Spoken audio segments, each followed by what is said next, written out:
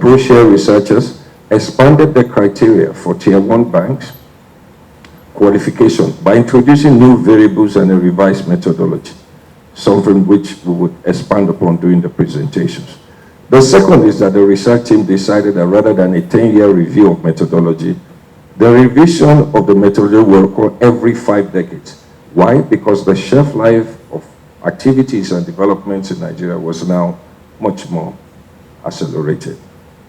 A few key findings which the Director of Research and MD would elaborate upon are that: one, we are back to what we call the Fugazi Tier-1 banks again. This time, asset size is important, but not definitive in deciding a Tier-1 bank. Capital size is important for Tier-1 banks, and with the recapitalization exercise we started last year and would end in March 2026, the race to the top will be very intense. Banking as a tool to support growth will be reshaped as it prepares for economic transition, and transformation. This report, therefore, expresses our concerns about institutional comparisons as banks migrate to holding company structures with regulatory ambiguities. In the new age, the Tier-1 bank report would indicate the Nigerian banks are entering a new era. Their relationship with neobanks will become more complex, involving different shades of collaboration and competition, which will ultimately be resolved in favor of conventional banks. As investors in fintechs begin to call for returns on their investment, and regulators also impose stricter operating guidelines. So the age of brick-and-mortar financial lending institutions will slowly give way to cyber solutions resting on the back of blockchain, DLT, and artificial intelligence. But the biggest banking battles to come will be for market share and the locking in of customers and their transactions journey. When you look at the micro analysis of it, pay attention to 3. Pay attention to the food inflation, pay attention to the capital income, the electricity per unit, and of course, the minimum wage. Now, when you look at food inflation has increased, it increased in 2024, as I said. Per capita income is rather low, from 1,600 somewhere in 2023 to around 877 in US dollar at this period. So when you look at minimum wage, truly minimum wage in Naira has increased, but when you dollarize that, you find out that an average worker has actually become worse off in dollar terms. So that's the reality for the micro segment of the Nigerian economy. But as I said, for the macro, there are improvements. And this chart tends to show that when you look at the orange slide here, which is the business confidence, businesses are confident of the economy because of the series of reform that has been launched. But when you look at the household confidence level, it is still in the negative territory, to show that all households, all are feeling the brunt of the policies that are coming on board. I told someone that the policies are theoretically right. If they are to come to us at Proshare, those are the things we will recommend. But yet, it's just the transition period. And so households may not be better off in the short term. So that's what we are having. And the PMI also shows that increase. Now, the exchange rate, as I said, for 2025, we've seen relative stability, but of course, it comes at the expense of the foreign reserve that is to the right. Now, our trade figure largely, move to slide up, move on. Our trade figures have also shown some optimism. We've seen trade surplus increase. We've seen FDI inflow also increase. But all in all, these are the macro segment, because we are beginning to see, when we started the year, we begin to see the profit or the gain from the series of reform that has been launched by the Tinubu administration. If you go back to the slide before this, we've also shown, according to the FRED that track the index level. On the global scene, I talked about the fact that uncertainty level has increased.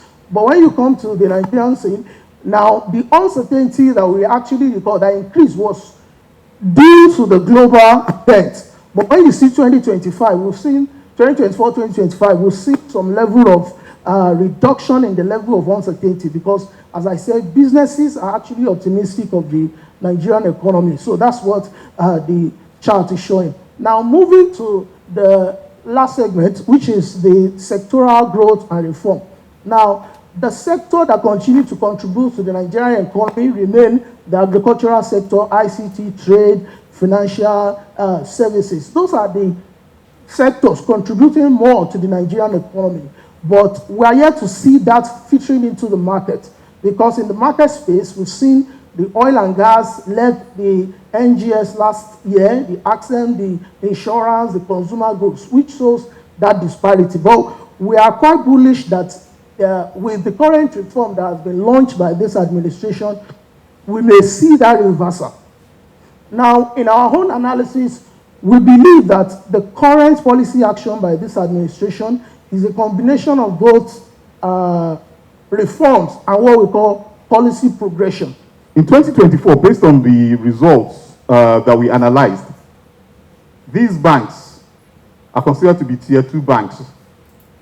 These banks, well, these banks here are Tier 1 banks, most of them. But we expect to see a migration from 2024, by 2025 year end, we expect to see these banks move up to Tier 1. Have you noticed something? These two banks are indigenous Nigerian banks. But what would we say about this bank? Stanbic IBTC.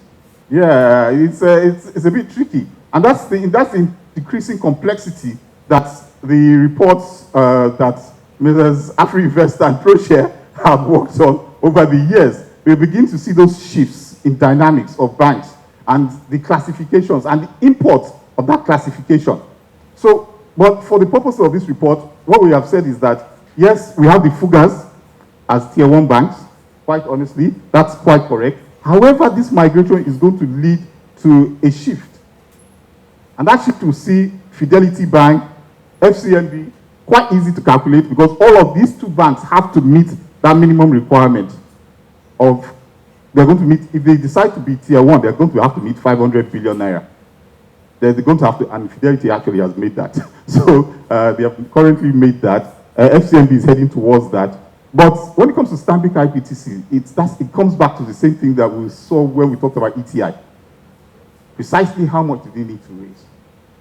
Could we just do 200 billion for the local Nigerian Stanbic IBTC? I mean, that would, even in fact, as it is, they have more than that. So, yeah, that's okay. They're operating in Nigeria. But the group, you can leverage the group to be doing transactions cross-border. So the cross-border issues become a point where we'll have to do some deep analysis. Can we go to the next slide, please? Right. So in this particular report, we decided that it was not just enough for us to look at listed banks. Just take a look at banks that are not listed. Banks that are not listed, the assumption is that, look, these banks are small banks, not particularly too important, but that is not the case when you see what we have here. First and foremost, because of the capitalization requirements, all these so-called unlisted banks must meet minimum capital requirements.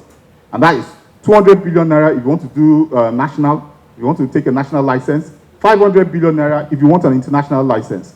I'm aware that some of the unlisted banks are thinking international, and they're making extreme efforts to raise the capital to 500 billion.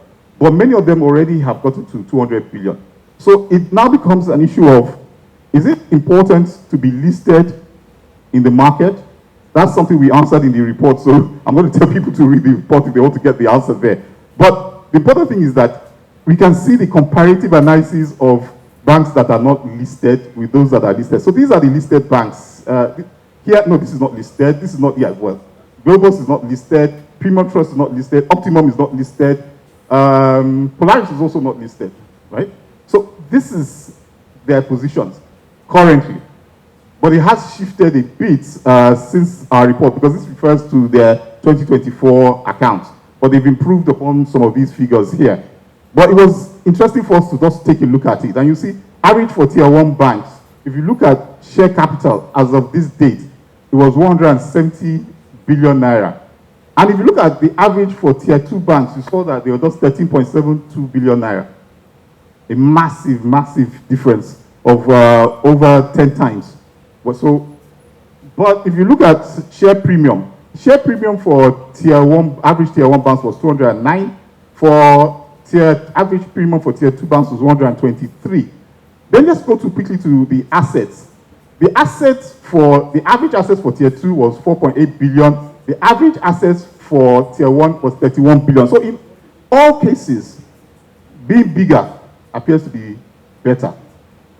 It does not necessarily mean that it is so in all cases, but in general, bigger is better. And therefore, it's not surprising that we talked about banks being bigger, bolder, and dominant.